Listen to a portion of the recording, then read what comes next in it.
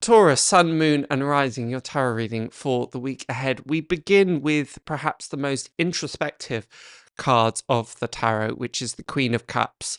The cups representing the emotional realm, the spiritual realm, the internal realm. And you can see by her pose, she's slightly looking down, observing her cup, which is also one of the most elaborate of all the cups that we see within the tarot deck. A reminder, therefore, that this week is a great week to travel inwards. There can be a tendency around the festive period of lots of things going on, lots of hustle and bustle. There's no sign of that particularly ending this week, as we have the Eight of Wands at the end of your reading, the Lord of Swiftness. I'll speak about that a little bit more later. But the Queen of Cups appears in combination with the Six of Swords, the Lord of Earned Success. This is something that I said to Aries. Indeed, Aries also had the appearance of the Six of Swords and the Six of Pentacles in combination in exactly the same way, in exactly the same position. So well worth going to look at that reading too. And this is particularly prevalent if you have both Taurus and Aries in either your rising, moon, or sun. And the Queen of Cups, therefore, is just reminding us to spend a little bit more time in reflection, looking internally. Again, something that we saw with Sagittarius. What I said to Sagittarius and Aries that I'll say here is the Christmas period can often be a time that we think and feel, okay, I'm going to have some downtime. I'm going to have some time to reconnect with myself. Don't have to worry about work. It's a break to the usual rhythm, right? However, what often happens is it gets gobbled up with rest, which is necessary and great, but also family commitments. Sometimes we're traveling here, there, and everywhere.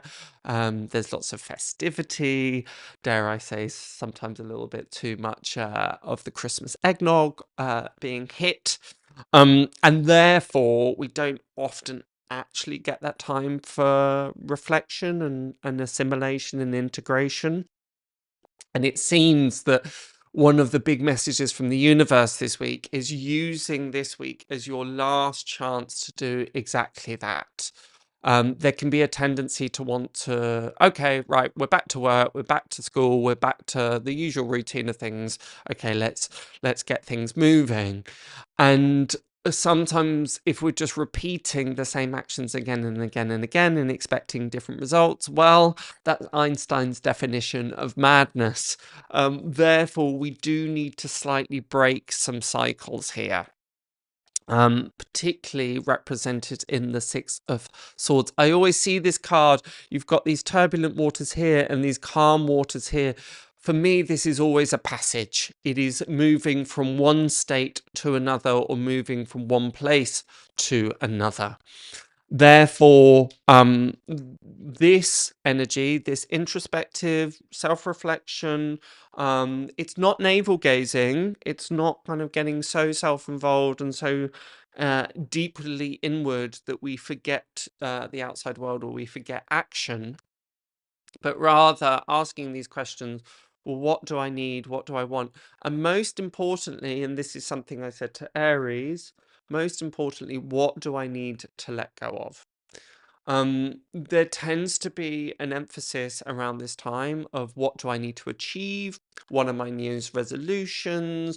Okay, I've got to get back into shape. I want to bring in this practice. And that can be really useful, but it often feels like we're trying to obtain something. We're trying to reach for something that is outside of our sometimes grasp. Now, this isn't me saying for you to jettison or let go of those ambitions whatsoever.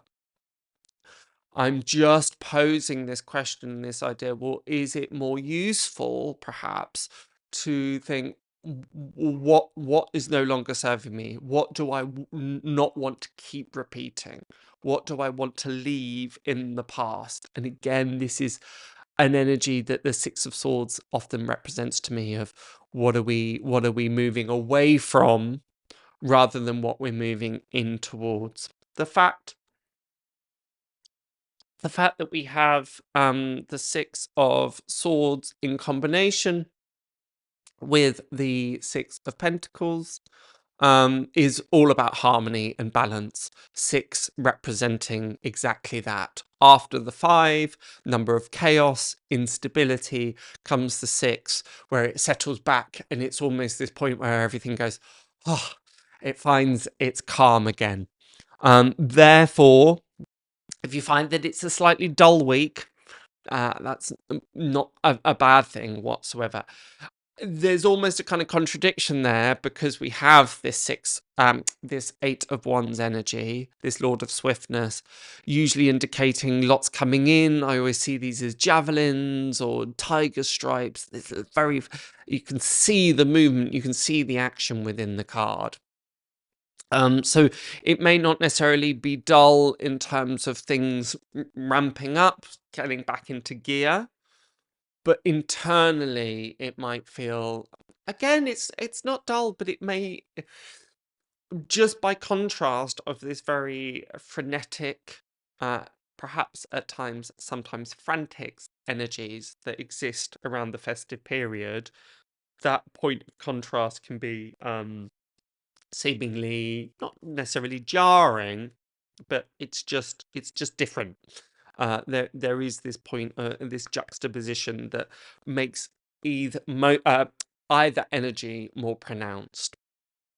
The Six of Pentacles, also the Lord of material success, is a bit of a reminder to, and again, this is a message that I've been giving many star signs, Aries, again, Sagittarius, to just bring finances back into balance.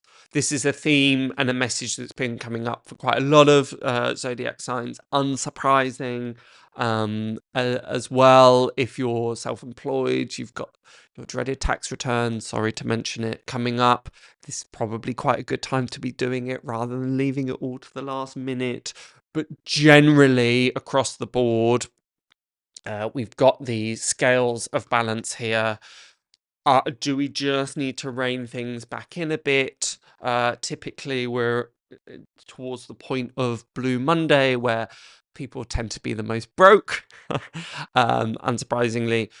Therefore, if you don't necessarily have the financial resources to go and do much, then use it as an opportunity to actually reconnect, do things like journal, do things like meditate, do your yoga practice, whatever it is that is going to encourage this Queen of Cups energy, connecting with yourself very much on an emotional level first.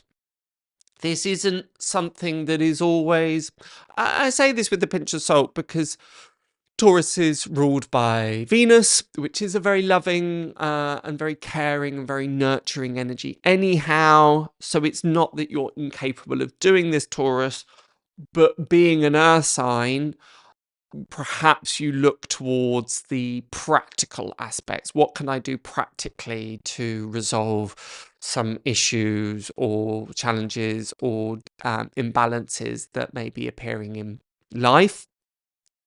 And this is a gentle reminder, perhaps there is no practical recourse at the moment. And that might just sit a little bit, and this is why I mentioned before this feeling of dull. And it's not actually dull, it's just, well, what do I do? What do I go and resolve? What do I roll my sleeves up about and get on with?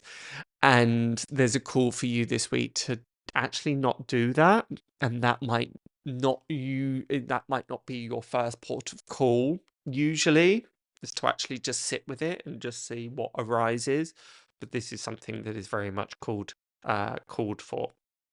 And what's nice is that we have the King of Swords energy. So from that place of introspection, of reflection, and there's real echoes of the guidance that I gave Sagittarius. So be sure to check out that video too. There's real echoes that after this reflection, after this point of deeper understanding, then we can make decisions, we can make the plans that are required to move forward. There is normally the Eight of Wands. I love seeing this card because there's lots of action as I speak about. So it's not that everything will necessarily come to a standstill, but there's a point of invitation this week of, do I actually need to get involved in this? Do I need to actually find myself not necessarily wrapped up in dramas, but suddenly caught in the slipstream or the further of activity? There will be many temptations to do that, but there's a danger this week that will lead to procrastination or lead to avoidance of exploring and looking at some of the key themes that need to be looked at first. So that's my reading for you, Taurus. I hope that helps. Be sure to check out your rising sign and moon sign, particularly if they're Aries and Sagittarius, as there's definite overlaps there. Let me know in the comments below if that is you. Love to hear. But until next week, have a gorgeous, gorgeous rest of the week, and I'll see you then. Bye for now.